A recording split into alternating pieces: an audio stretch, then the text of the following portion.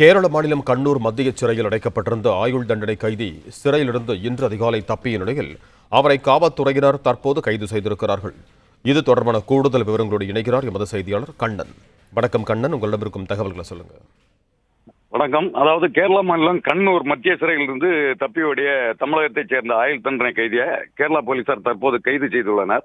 கண்ணூர் அருகே தலாப் என்ற பகுதியில் பாழடைந்த கட்டிடத்தில் பதுங்கியவரை போலீசார் தற்போது கைது செய்துள்ளனர். அதாவது கேரளா மாநிலம் எர்ணாகுளம் ரயில் நிலையத்தில் நின்று கொண்டிருந்த கொச்சியைச் சேர்ந்த இளம்பெண் சௌமியா என்பவர் கடந்த 2011ஆம் ஆண்டு பிப்ரவரி 1ஆம் தேதி பாலியல் வன்கொடுமைக்கு ஆளாக்கப்பட்டு கொலை செய்யப்பட்டு ரயில் தண்டவாளத்தில் வீசப்பட்டார்.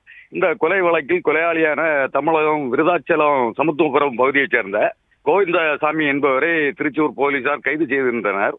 இந்த கொலை வழக்கு திருச்சூர் விரைவு நீதிமன்றத்தில் நடைபெற்று வந்த நிலையில வழக்கை விசாரித்த நீதிமன்றம் கோவிந்தசாமிக்கு தூக்கு தண்டனை விதித்திருந்தது. இதனையடுத்து இந்த வழக்கு பல்வேறு கட்ட மேல்முறையீடுகளை தாண்டி உச்சநீதிமன்றத்துக்கு சென்ற நிலையில இந்த வழக்கை விசாரித்த உச்சநீதிமன்றம் தூக்கு தண்டனையை ஆயுள் தண்டனையாக குறைத்து உத்தரவிட்டிருந்தது.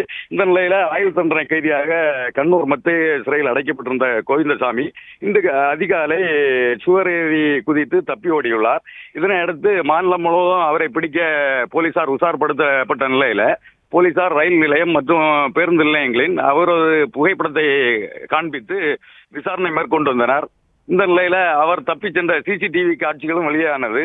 இதனை அடுத்து கண்ணூர் அருகே தலாப் என்ற பகுதியில பாழடைந்த கட்டிடத்தில் கோவிந்தசாமி பதுங்கி இருப்பதாக கிடைத்த தகவலின்படி அவரை சுற்றி வளைத்து பிடிக்க முயன்ற போது அருகே உள்ள கிணத்தில் குதித்து மறைந்து இருந்துள்ளார். இதனை அடுத்து அவரை கிணத்தில் இருந்து மீட்ட போலீசார் தற்போது கைது செய்து காவல் நிலையம் அழைத்து சென்று விசாரணை மேற்கொண்டு வருகின்றனர்.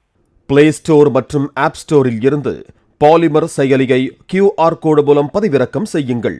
செய்திகளை உடனுக்குடன் பெறுங்கள்.